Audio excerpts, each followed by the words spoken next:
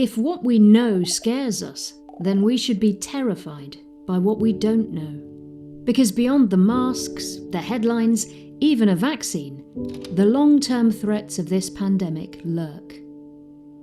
The coronavirus pandemic has ravaged the globe and disrupted food supplies, restricted, and in many cases shut down, access to nutritious meals and health services for millions of children and pregnant or breastfeeding women, leaving them waiting in long lines, wondering if there will be enough food when they get to the front. Even without the lurking threats of a global pandemic, malnutrition kills more children than AIDS, malaria, and tuberculosis combined. And because of the pandemic, the number of hungry people in the world is expected to double. To make matters worse, hunger and malnutrition increases the risk for contracting and spreading diseases and illnesses like COVID-19, and decreases odds of survival. It doesn't have to be this way. While we may not have the answers to cure every illness yet, we can do something about malnutrition today. When we invest in nutrition, we can build resilient communities where children's brains and bodies can grow to their full potential and fuel empowered women and girls who right now often eat last and least.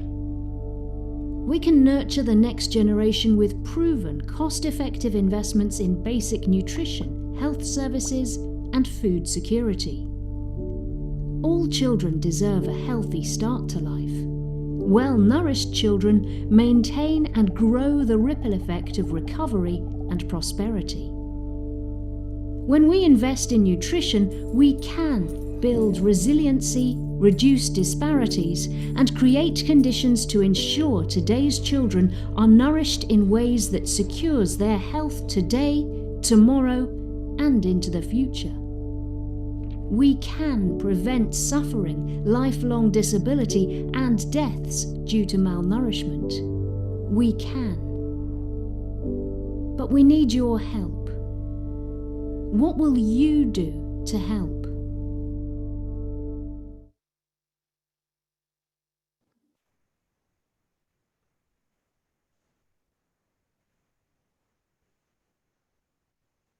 Hello, I'm Blythe Thomas, the Initiative Director of 1000 Days, an initiative of FHI Solutions, part of an international nonprofit with a long-standing and proven track record improving global nutrition through innovative, evidence-based, and scalable approaches. We're focused on the precious 1000-day window, the time between a person's pregnancy and the child's second birthday. It's a tremendous opportunity, potential, and enormous vulnerability. How well or how poorly mothers and children are nourished and cared for during this time has a profound impact on a child's ability to grow, learn, and thrive. We're leading the fight to make the first 1000 days a funding and policy priority. Welcome to today's briefing on the rising COVID malnutrition crisis. This briefing, co-sponsored by the Micronutrient Forum, Standing Together for Nutrition, Bread for the World in 1000 Days, will highlight the projected deterioration of maternal and child nutrition resulting from the COVID-19 pandemic and identify opportunities to integrate nutrition into global COVID response and recovery plans. U.S. global leadership on nutrition has never been more critical, and there are several opportunities to make big impacts on malnutrition this year. There's much work to be done. Malnutrition-related child deaths are entirely preventable. Yet malnutrition contributes to 3 million childhood deaths every year, one child every 10 seconds. To put this in context, I anticipate speaking to you for about 4.5 minutes, during which time we will have lost 25 children. Those who do survive malnutrition in early childhood are much more likely to suffer from lifelong illness and impaired cognitive development, including up to an 18-point reduction in expected IQ. Some of us have met malnourished children. For example, my friend Roger Thoreau, author of The First 1000 Days, has introduced us to Hagir So, a young man from Ethiopia who suffered from undernutrition in his formative years. And at the age of 21, he was attending the 4th grade. We often refer to increased rates of undernutrition as a secondary effect of COVID, But more children will be negatively impacted by undernutrition due to the pandemic than from contracting the virus directly. No child should die from malnutrition when we have the tools to stop it. Remember how I started. The good news is that malnutrition is entirely preventable. We know how to stop this and we can stop it. In fact, those of you with us today have been invited because you can help. You can be part of something incredible to turn the tide on this crisis and create a different future for these children. Now is the time for nonprofits like ours, donors and governments to mobilize and generate more resources, both donor and domestic, to end malnutrition. We need to come together during this Nutrition Year of Action and leverage opportunities, including the UN Food System Summit, Nutrition for Growth, and the UN Climate Change Conference of the Parties, COP26, to make the nutrition of women and children a priority. We have an amazing group of panelists joining us today to dig into these issues in more detail. Jordan Teague, the Interim Director of Policy Analysis and Coalition Building at Bread for the World, will moderate the discussion with an incredible group of experts. Before we turn to the panel, I'd also like to spotlight a recent positive movement and progress toward our ultimate end goal. We want to extend our great thanks to House Foreign Affairs Committee Chairman Meeks, Ranking Member McCall, and Representatives Houlihan and Kim for leading the Global Malnutrition Prevention and Treatment Act. This legislation provides the executive branch with the framework, direction, and tools that are required to meet this global challenge head on, just as Congress has done in the past on other critical global health issues, such as HIV, AIDS, and malaria. It gives USAID the tools it needs to deploy targeted evidence-based solutions to prevent and treat malnutrition around the world and to improve the futures of at-risk children and their families. It's a critical step in addressing maternal and child undernutrition in priority countries to ensure that children everywhere can have a healthy first 1,000 days. We have the pleasure of welcoming two of our co-leads, Congresswoman Chrissy Houlihan and Congresswoman Young Kim, to share a few remarks before our panel. We are grateful for their continued leadership on global nutrition.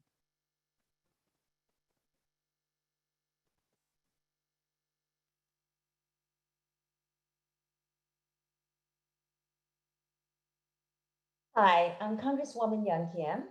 I represent California's 39th Congressional District, which includes parts of Los Angeles, Orange, and San Bernardino counties. I'm honored to be with you all at today's congressional briefing hosted by Bread for the World as we look into addressing global nutrition and how the United States can help.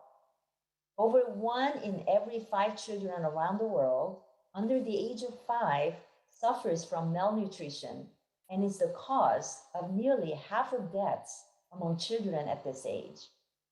Malnutrition not only endangers livelihoods, it can also cost the global economy up to $3.5 trillion each year.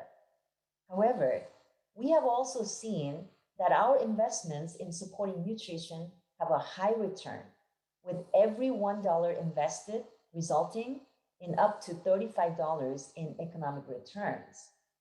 As you can imagine, the malnutrition crisis has been made worse during the COVID-19 pandemic.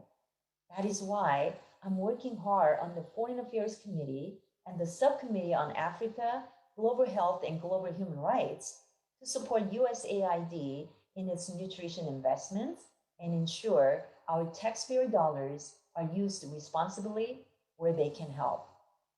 I recently helped introduce the Global Malnutrition Prevention and Treatment Act of 2021 with Ranking Member McCall, Chairman Mix, and Representative Chrissy Houlihan to help USAID better target evidence-based nutrition interventions to ensure our resources go to communities who need them the most and are used effectively. I'll continue to do all I can on the Africa, Global Health, and Global Human Rights Subcommittee to support children in need. I'm so glad that so many congressional staffers and stakeholders are interested in this issue. And I hope we can work together to bring results. Thank you. Thank you to everyone today at Bread for the World for having me here today and for your steadfast support of our initiatives in Congress to end world hunger. For those of you who don't know me, my name is Chrissy Houlihan, and I represent Pennsylvania's 6th District in Congress. I'm grateful for the opportunity to speak today about our Global Malnutrition Prevention and Treatment Act. This bipartisan legislation will authorize USAID to advance targeted interventions to prevent and treat malnutrition around the world, ensure a continued focus on multi-sectoral nutrition programs, and require robust monitoring of these interventions to ensure the effective use of taxpayer dollars. Let's be clear, investing in global nutrition translates to lives saved, economic gains, and a more stable civil society. For every dollar we invest in nutrition, we see $35 back in economic returns. But even more importantly, our strategic support for USAID will help save millions of lives. In 2019 alone, the organization reached 27.2 million children, providing life-saving nutrition interventions. I think it's very important also to note that this legislation has bipartisan support. For all we hear about how divided Washington is, it's important to acknowledge that on issues like these, partisan lines disappear. World hunger is both a global and domestic issue, because in addressing it, we are fighting for a more stable, secure, and peaceful world. Thank you again for your support of not just this legislation, but our collective efforts to build a world where no family goes hungry.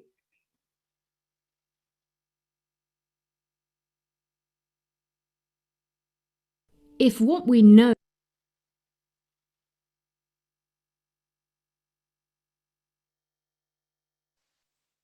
Thank you, Congresswoman, for being with us today. We are so grateful for your leadership. As Blythe mentioned, I'm Jordan Teague, Interim Director for Policy Analysis and Coalition Building at Bread for the World. And I am so excited and honored to be joined by our panelists today.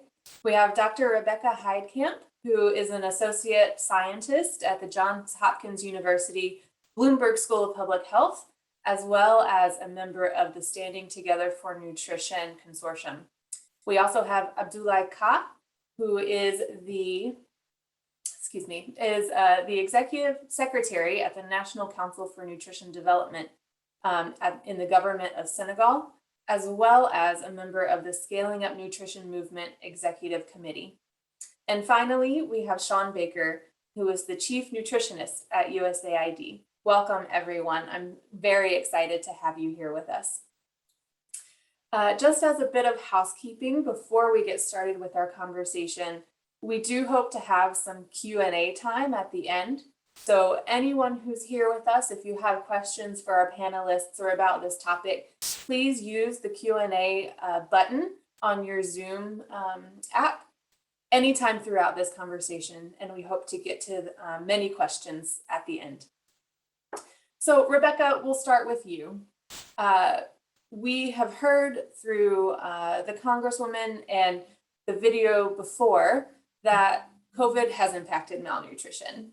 But there's new information that's come out within the last month. So can you tell us about the data that has come out and really why it matters to us?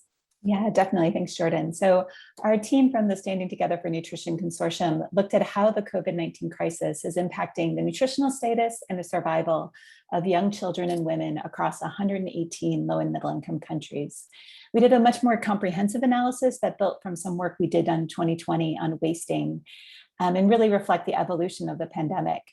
So what we found is we projected 13.6 million wasted children, an additional 3.6 million stunted children, and 283,000 additional deaths of children under 5, as well as 4.8 million more women with anemia. And over the long term, this would lead to more than 44 billion in productivity losses.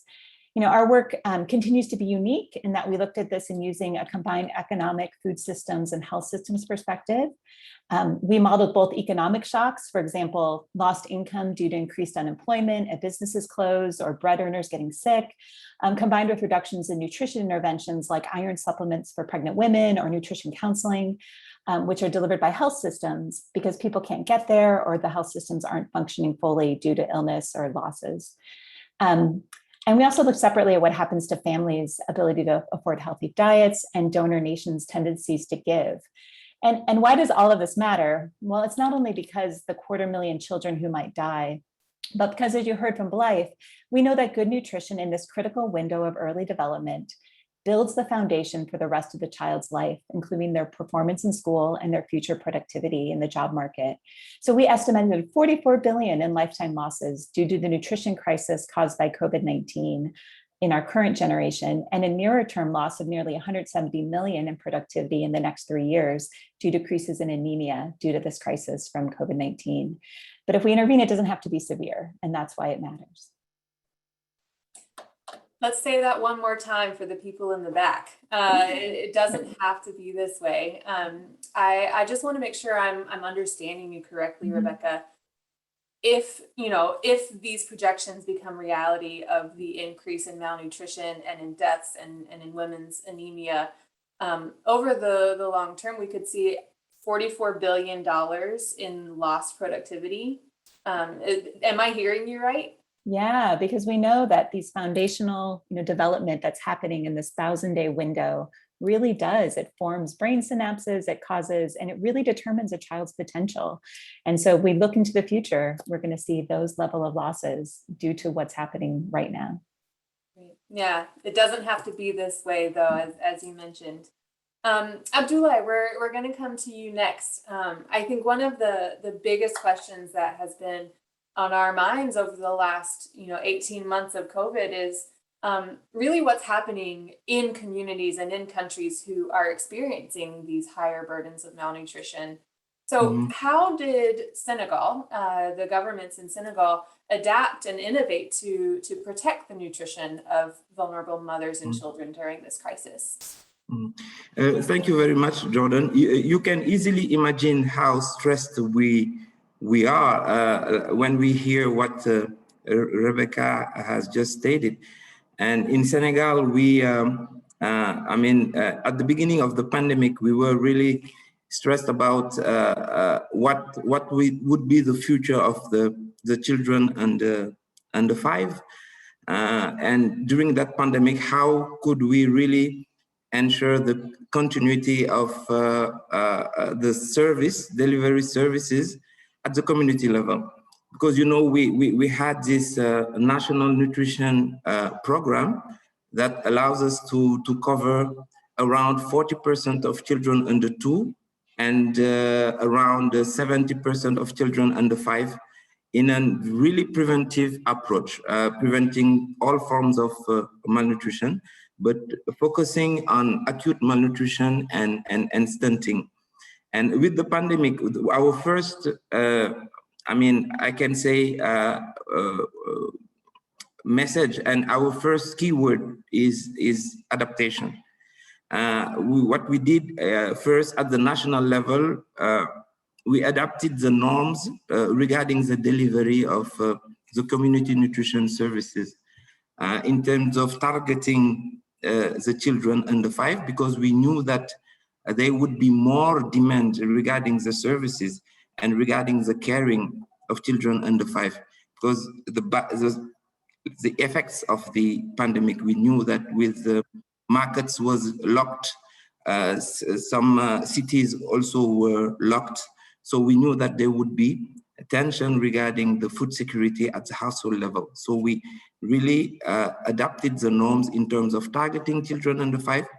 And also the second important point, was the mobilization of funds to ensure to children under 2 what we call a blanket feeding. It was with enriched flour dedicated to those children between 6 and 2 years to really prevent acute malnutrition or any kind of malnutrition occurring in the different households. So with the lockdown at the community level, we were able with our network to provide to around 250,000 children under 2 with enriched flour for 3 months. And it was a really good move, because when we opened, after the opening, we saw that there were not a big riding of the acute malnutrition prevalence at the community level. So that was a really good move for us. But the government was really aware of the risk and did mobilize also finance for that purpose. And at the local level also, it was really, the key word was the participation. There were really, let's say, mobilization at the community level to face, in fact, the pandemic. People and nutrition, you know, we have this comparative advantage because we really work on hygiene. We have lots of innovations and lots of actions related to hygiene. How do we, with the WASH approach we develop at the community level. So we were at the front line with the health system, contributing also to sensitize the population regarding the preventive behaviors for COVID. There were also this adaptation at the local level also in terms of delivering, delivering nutrition services at the household level with respect to the preventive, adopting the preventive behaviors to still be able to prevent acute malnutrition with this, you know, detection at the of this acute malnutrition among children under 5. Still also doing the growth promotion and also education, nutrition education. So it was, I mean, a good opportunity for us to show that nutrition is still a pillar for human development and it is still important, is a key pillar for economic growth. And also nutrition is an opportunity when we are talking about resilience. Because it was clear that the household, we were able to support the household with the food security, let's say, challenge.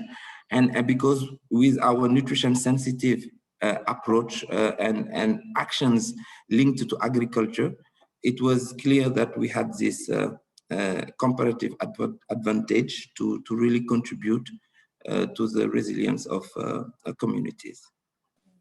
So this is our so far, we can say so far, our experience, because it's still going on. We are facing new challenges, as you know, because this pandemic is still here, the effects are still here.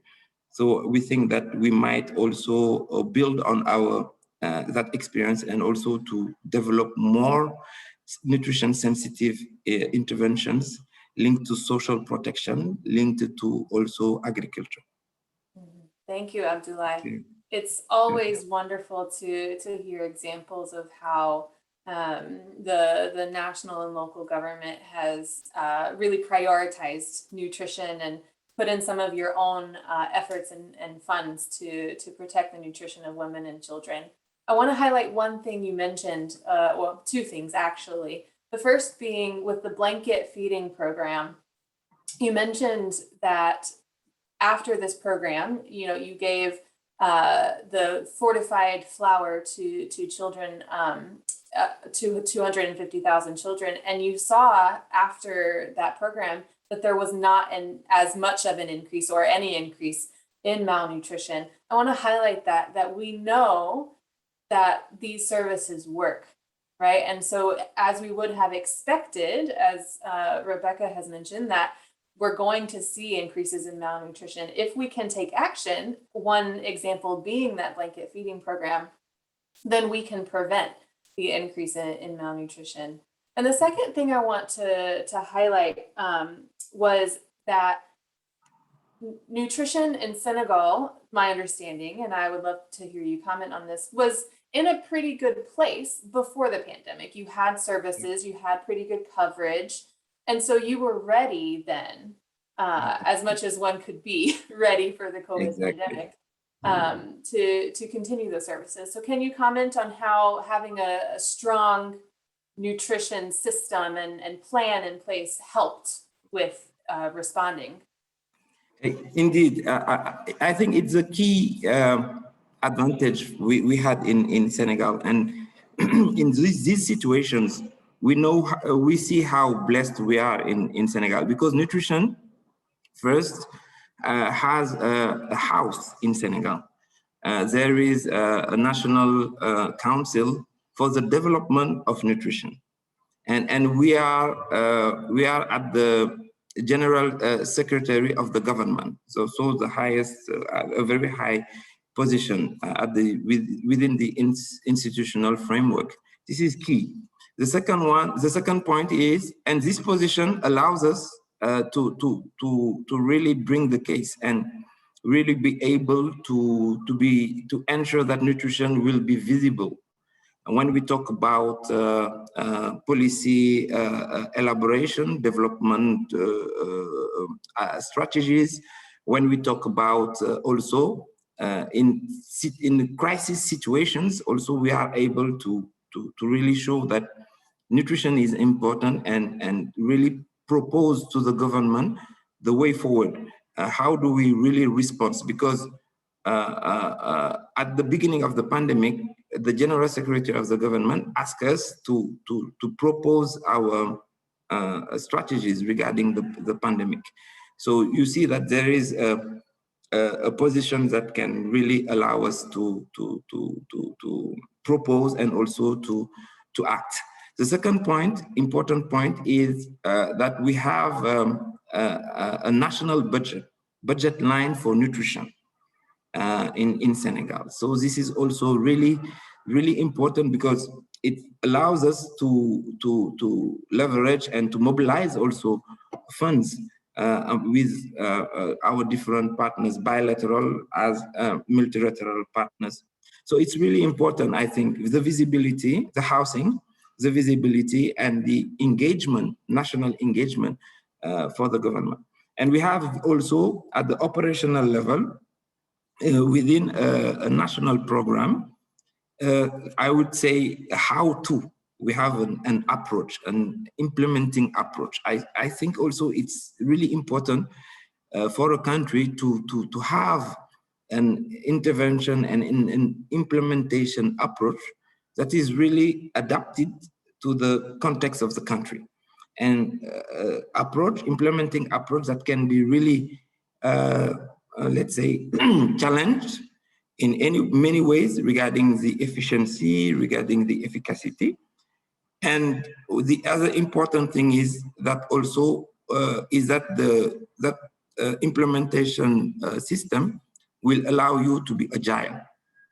When there is a crisis, you are able to adjust and to, in a participatory way, because from the national level to the local level, to the village level, you have different actors that are trained,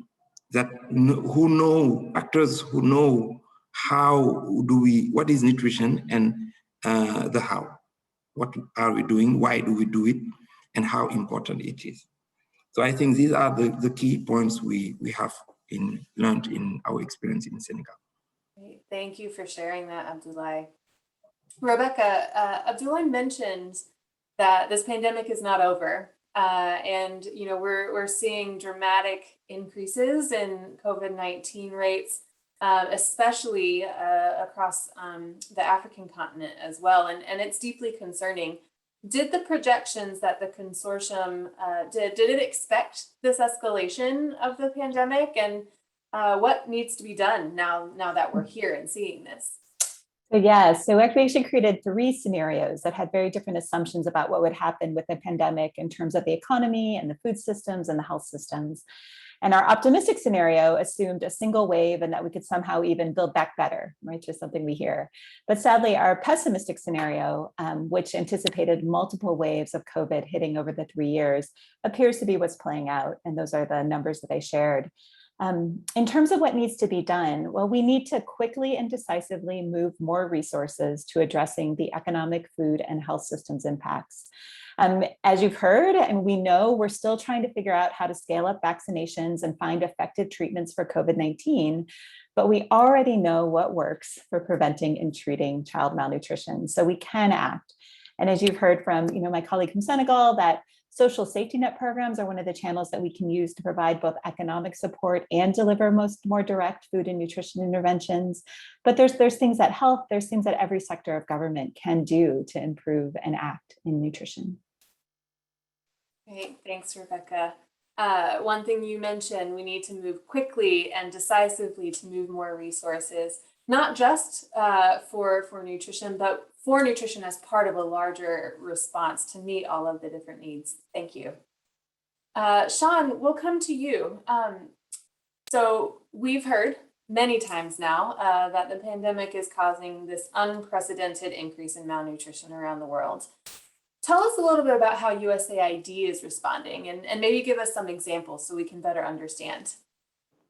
Yes, thank you. Thank you, Jordan. First of all, let me start off by thanking Bread for the World and 1,000 Days for bringing this together, and Rebecca and the rest of the Standing Together for Nutrition Consortium, because I think the work that the consortium has done to try to put some numbers to the potential damage has been so important and so instrumental in galvanizing action. And starting off at the beginning, I want to reiterate what Blythe had said, 2 points or 3 points actually, I would reiterate that I do think right now and going into the rest of this year of action, US leadership on nutrition is more indispensable than ever. And we're really blessed by having this strong support, bipartisan support and support across both houses. And I'm actually on leave calling in from Ouagadougou visiting family, and to hear Representative Kim and Representative Houlihan from my home state of Pennsylvania just is such a brilliant spot of light in my day of the leadership that we really need.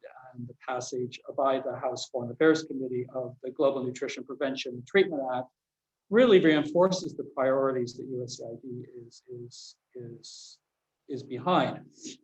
And I also then want to build exactly on what Abdullah Khalid said, or before I even get there, Jordan, what you said. What Rebecca and colleagues have laid out is incredibly grim. Having worked in global nutrition for 40 years, I do see this as the biggest threat we're facing, is every system is being disrupted at the same time everywhere. But these projections are not destiny. We do know not what works. And what has given me incredible hope and inspiration is seeing that the foundations we have laid down with decades of partnership with countries like Senegal and countries I'll speak to, has created this capacity, this innovation, this tenacity to pivot, to adjust in the face of this pandemic. And that's really, to me, what is the great hope, that we actually have the capacity on the ground, if the resources are aligned, to actually make sure these numbers do not come to pass.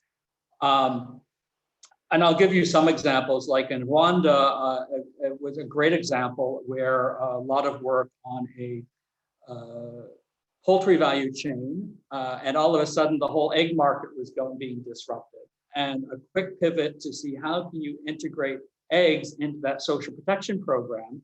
So you're saving the poultry sector, which is very important for livelihoods and nutrition, and you're providing young kids an additional high nutrient quality source of food. So a win-win.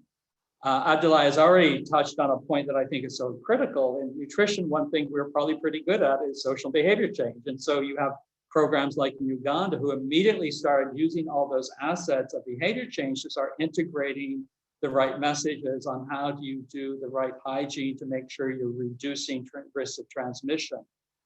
In Nepal, you had similar things, and I think they're, in addition, quickly pivoting to how do you move from that in-person counseling to take advantage of people being much more connected, do counseling over cell phones, counseling on infant and child feeding and breastfeeding over social media. Also in Nepal, a real use of their data systems to understand which households are being hit the most and how do you hook them up with the right social protection program so that they really can be buffered from the extremes of this. Those country examples to me have been incredibly exciting. We've also at the global level, very early on, working with our partner Advancing Nutrition and UNICEF to update these global guidelines on infant and young child feeding counseling. How do you continue that counseling in the context of the pandemic? Also working with the Global Nutrition Cluster of how in these emergency settings do you continue to deliver essential nutrition services, even while at the same time respecting the social distancing that's necessary, et cetera. And right behind me, I actually, per chance, you have a poster about vitamin A supplementation. And that was one of the first things to go, was a pause on these campaigns, which really put at risk a lot of the progress in vitamin A supplementation, which is so essential to saving lives, and how partners have rallied to how do you rebuild and restart those supplementation programs while making sure you're doing it in the safest possible way.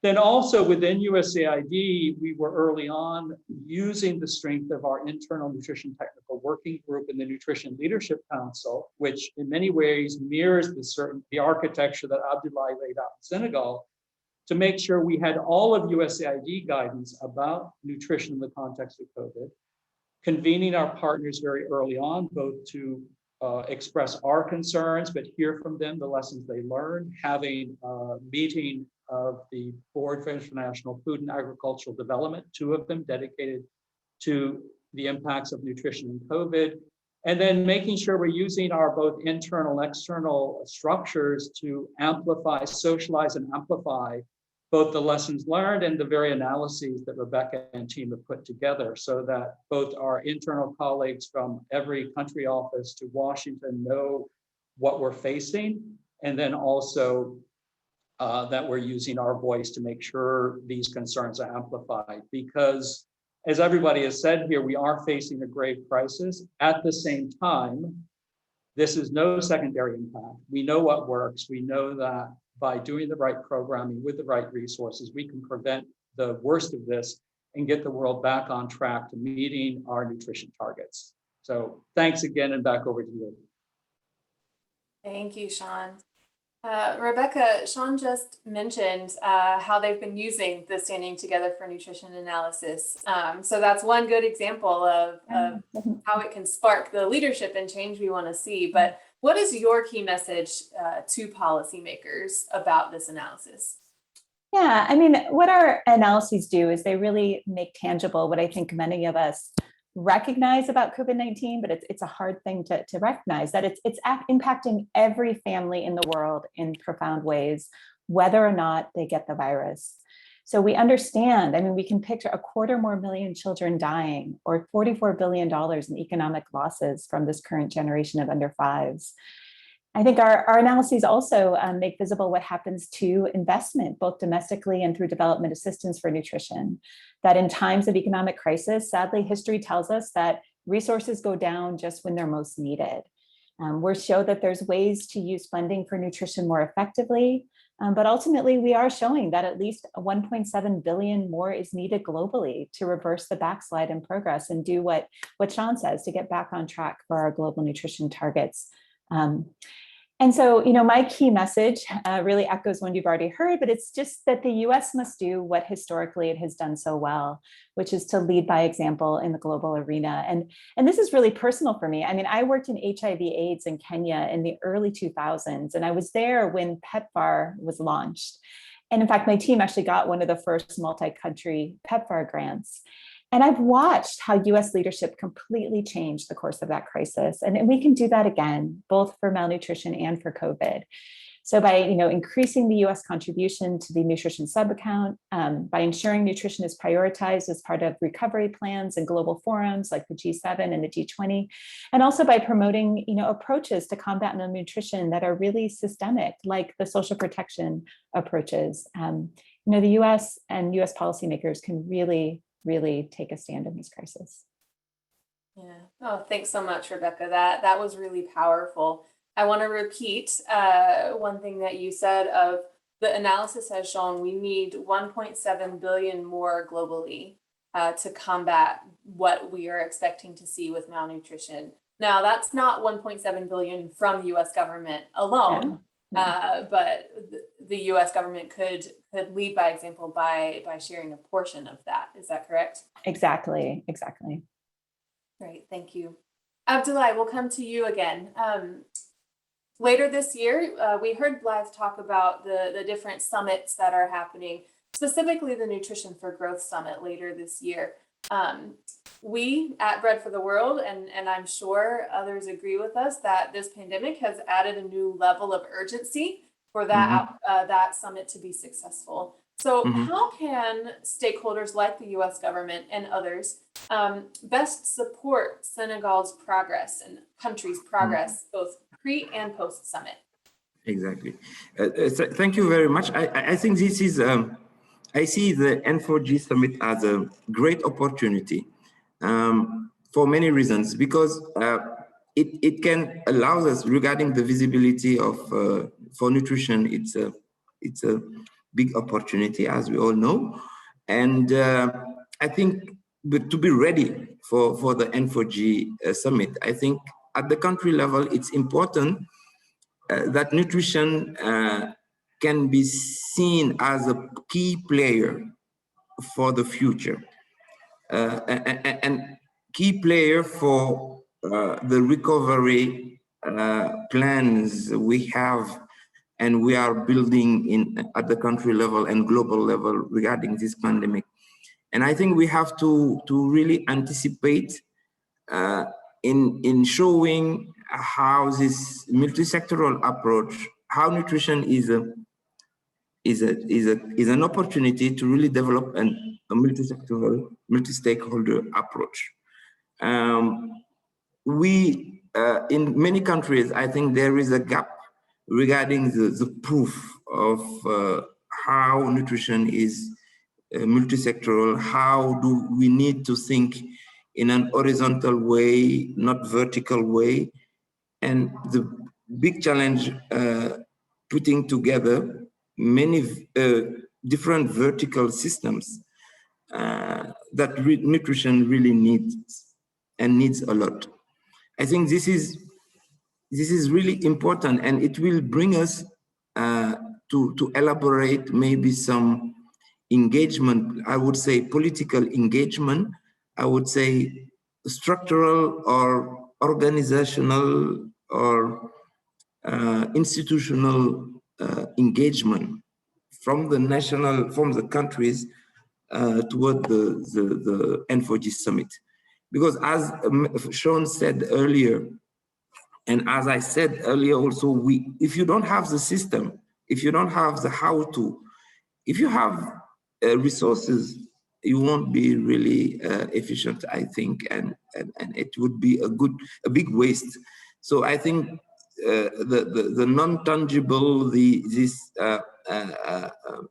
nutrition policy appropriation for nutrition, this comprehension regarding nutrition as this multi-sectoral approach and as an opportunity is key for the N4G. The second key point would be, of course, the financial aspect. We need more and more resources, financial resources. We all know that. But the thing is, how would we go with those financial engagement? Because this is what, for the N4G also, we are waiting for a lot for more financial engagement. And it has to start with our government. And it's a big challenge at this time, because we all know that at the Ministry of Finance, they will talk about these recovery plans, how do we create jobs for the youth, etc. There are many challenges, and the health challenges, the health system at this time. So how would we really bring the government also to engage financially regarding the N4G summit? Maybe it would be top-down and bottom-up approach. I don't know, but the needs are really here to really find a way to ensure that we would have both type of engagement at the global level, but also national level regarding the N4G summit. Back to you, Javon. These are the 2 points. Thank you. Yes. So if I'm hearing you right, well, I'm sure that we all heard you very clearly. We need more financial resources, and that's not just the donors' responsibilities. That you were also mentioning what Senegal itself can do. So nutrition is everyone's responsibility is how I like to look at it. So thank you for that, Abdullah. Sean, we'll come to you for our one last question before we turn to Q&A. So we've heard Abdullah talk about N4G and these upcoming summits and what they might need. How is USAID approaching these moments in the next few months, especially given the heightened urgency around nutrition? And what are your main priorities for nutrition moving forward? Yeah, thanks. And it was great to hear Abdullah. Actually, Abdullah and I spent a couple of hours a few weeks ago chatting just about this, because I think it's so essential. At the end of the day, these summits, if they are not driving progress on the ground, they are not useful. Sometimes things come together for a reason. And here we are facing this incredible crisis, but we have actually a number of things coming together at the right time that give us the opportunities to help really address this crisis and put the world back on track. I think the two big bites of the apple, and maybe a third, so the United Nations Food System Summit, the Nutrition for Growth Summit, and I think Balaif spoke also to COP26, which is going to be important. And at the same time, by coincidence, this year, there are two all-of-government processes going on that are very relevant for the US government. The refresh of the Global Food Security Strategy, which is going to elevate the food systems approach, put a much bigger focus on how does our Feed the Future work deliver on nutritious diets. And there's the updating of our Global Nutrition Coordination Plan, affectionately known as GNCP 2.0, which brings together departments and agencies across the whole US government, where we have also senior nutrition champions in each of the participating departments and agencies. And we have a working group that's really working to how do we coordinate across the US government. So I think the Food System Summit and Nutrition for Growth, I'm incredibly grateful to the government of Japan of their leadership on Nutrition for Growth, are really the opportunities to reassert US government leadership, and that leadership across not the US government, but then civil society, academia, I think will galvanize action across many different partners. I want to step back and talk about what are our overarching priorities from USAID. And as we looked across the three bureaus, global health, resilience and food security, and humanitarian assistance that really invest heavily in nutrition, we came up with four priorities that really cut across all of us. Programmatically or technically, the big four priorities are re-energize the agenda to eliminate vitamin and mineral deficiencies or micronutrients, which requires work across the health sector and the food systems. To hone in on maternal nutrition, because so much of the damage is done during pregnancy. And even though we've embraced 1,000 days as a global community, I think we've really neglected the first 9 months and often the mother in that 1,000-day window of opportunity. Also, a huge focus on children's diets. If you look from 6 months when breast milk alone is no longer enough and you need to have nutrient-dense foods to kids, you look across low and middle income countries, 17.3% of infants and young children are getting a minimum acceptable diet. We're filling their bellies and we're starving them of nutrients. And so unless we're working to make sure our food system is delivering on that, we can really not make much progress just on behavior change. And then really looking at the wasting agenda, really bringing treatment and prevention together. Then on the enabling side is continuing to drive metrics that matter, because if we're not serious about our metrics, the problem and the coverage of these key interventions, we're not going to drive the progress. Using not just our financial resources, but our voice to work hand in hand with governments like Senegal to make sure nutrition is positioned appropriately.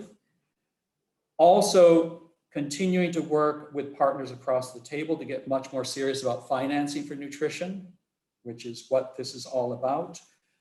And then how do we use all of our capacities and capital of capacity building to really take a systems level approach? So for example, and I'm sure Abdullah, you've seen this a lot, we do a lot of retraining of health agents or extension agents as soon as they get out of their original training, because the curricula for nutrition and med school and nursing school and ag extension training is so poor. So how do we work further upstream to really have a systems change in the capacity to deliver nutrition services? And so as we go into these two big moments, for the Food System Summit, it's really how do we put access to nutritious foods at the heart of the food system? If the food system is not nourishing populations, it will have fundamentally failed. Within that, we have two big priorities, the focus on nutritious diets for children and re-energizing the agenda of large-scale food fortification, which is more important now than ever to ensure security of the supply of essential vitamins and minerals in the food system. And then as we go into nutrition for growth, I think we've touched on many of the priorities, and maybe I would speak in addition to our own priorities as US government, which we will be working on over the next coming months. We really see 6 key partners we want to also help bring to the table. Obviously, partner governments, and I think, Abdullah, you laid it out brilliantly, that if our partner governments don't have skin in the game, that's translated into the right structures and line items for nutrition, there's only so much we can do. Also working with other donors, it's really critical that other donors stay the course, step up to the plate. Given the fiscal constraints, both on our partner governments and donor governments, we also know that concessional financing from development banks like the World Bank, the African Development Bank, the Asian Development Bank is going to be increasingly important. So that how can those loans be used to invest in nutrition? The private sector has a huge role of ensuring nutritious food, so working with the private sector for smart commitments, as well as those financing institutions that can help support that, bridge that funding gap, particularly for small and medium enterprises, which are so important in producing food to feed most of the populations we care about. Civil society organizations like your own. I will recall that during the Global Nutrition Summit in Milan of 2017, US civil society led by CARE gave a startling pledge with own private fundraising of over $1 billion. So I think what the civil society brings to the table, both in voice, but your own resources, is extraordinary. And then of course, philanthropies emerging as more and more important donors. And again, a hallmark of the Global Nutrition Summit was a coming together, a coalition of philanthropies for global nutrition. So we really look forward to working within the US government and then working across these other partners to how do we really get those smart policy and financial commitments that can really make sure the world gets back on track, builds back from this pandemic, takes the lessons learned of this pandemic and get us back on track to meeting the incredible nutrition promises of the World Health Assembly targets and SDG 2. So thank you. Thank you so much, Sean. That is truly inspiring. And I know I can speak for Bread for the World, and I hope other civil society that we're ready to work with you on making those a reality. We'll transition to Q&A time. We have one question from Karen, who I'm actually going to pose to all 3 of you, because this is a Hill briefing, and we've noted all of these different needs, especially financing needs. What are the sort of key words or key message you would give to policymakers, to lawmakers about the financing needs or any other asks that you might have? What is the key message you would share? Abdullah, I will come to you first. Thank you very much. It's always really challenging to if we meet with the decision maker. I mean, in a country, let's imagine in a country where nutrition is not really visible, we don't have a house for nutrition, etc. How can we mobilize and engage him? I have a little experience regarding that in some countries. And the first thing, explaining what nutrition is, I think the aspect linked to the brain development is really important. I would really build a key message regarding the brain development, the link between nutrition, stunting, and cognitive development. I think it's one key message. The second key message would go regarding how nutrition is an opportunity to really work cross-sectoral. Once you start with this nutrition system, you can put together many sectors, different sectors that you, in a normal way, you can't put together. For example, you can ask to the decision maker, when do health, agriculture, education, water and sanitation meet in your country? Just give me on what occasion do you have those 4 or 5 sectors together? He will tell you never. And you can tell him that nutrition can do that. Do you know that nutrition can put together agriculture and education? So it's I think we have to build on what the needs from the decision makers also, because sometimes when it comes to multi-sectoral coordination, they have lots of challenges. And nutrition, when it's well conceptualized, it can really, at the country, it can really help having this cross-sectoral, I can say, fertilization. Mm-hmm. Thank you. Great, thank you, Abdoulaye. Rebecca, what's your one key message that you would share? Yeah, I mean, I think when I think about, a hesitancy for US resources to meet global needs, and especially needs around nutrition and food security, I just think, look at the present, which is our COVID reality, just demonstrates how interconnected our world, that our well-being, as an Americans is totally linked, to our connection, and we're always vulnerable and connected to our world. And then also to look to the past to see, the many ways that fundamentally, hunger and food security and nutrition tie to many of the issues that we're concerned about, things about physical security, about, wars being fought, about, why people are needing to leave their countries and come to the United States. A lot of it links to some fundamental things about basic needs and the needs for food and nutrition security to be addressed. And so those are things that US citizens care about, that our government cares about, and we have to invest in them. Thank you, Rebecca. Sean, we'll give you the last key message before we close. Yeah, so I was going to try to boil it down to 4 words. Compete, catalytic, complex, and leadership. Sometimes you hear, but the nutrition needs are competing with other needs. I would argue that, in fact, anything we care about is underpinned by good nutrition, and we shouldn't see it as competition. 45% of under 5 mortality attributable to undernutrition, and for those kids who survive malnutrition, we know we fundamentally deprive them of their potential. And as I think we said at the beginning of the hour, sometimes we focus too much on the damage done in 1,000 days. But if we do things right, we have fundamentally locked in that potential to survive and thrive. And that helps us with everything else we care about.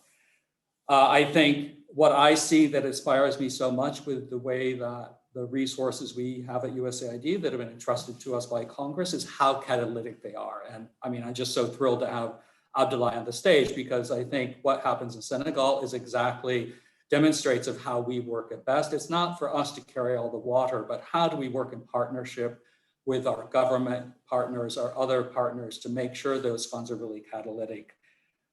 Sometimes as nutrition people, we focus a bit too much on it's complex, but we actually need to focus on, we actually have solutions that can be delivered and delivered at scale that deliver results. We have the tools at hand to reverse this. And coming back to leadership, we've spoken about a lot the US government, but I think across the US, I will say unashamedly, when you look at the research academic leadership, Rebecca, to shame you, I mean, demonstrated by people at Hopkins, people across academia, the implementing agencies in civil society, et cetera. It's across the US, there's incredible leadership on nutrition that really can show the world that our leadership right now can really be transformational in a way that is absolutely needed. So again, thank you for organizing this at such an opportune time. Thank you, Sean and Rebecca and Abdoulaye. I have been so inspired by this panel, and I've learned so much that I can now take back into my advocacy. So thank you to everyone for joining us. What you've heard today, we've heard a pretty grim reality of what we might expect, but I think, and I would hope that the main message you're taking away is that it does not have to come to pass if we take action now, and we know what needs to be done. So there are a lot of opportunities to start making a difference in this that are coming in the next few months, as we've heard. The first, as the Congresswoman mentioned, there's new bipartisan legislation, the Global Malnutrition Prevention and Treatment Act. We've heard child malnutrition is preventable, and this legislation will deepen U.S. leadership, strengthen strategic focus, and really impact the nutrition of millions of women and children around the world. We're also really excited about a new proposed initiative for the Biden administration called Nourish the Future. It would be a 5-year strategy to scale up the most life-saving nutrition interventions that we've talked about here in focus countries with the highest burdens of child malnutrition.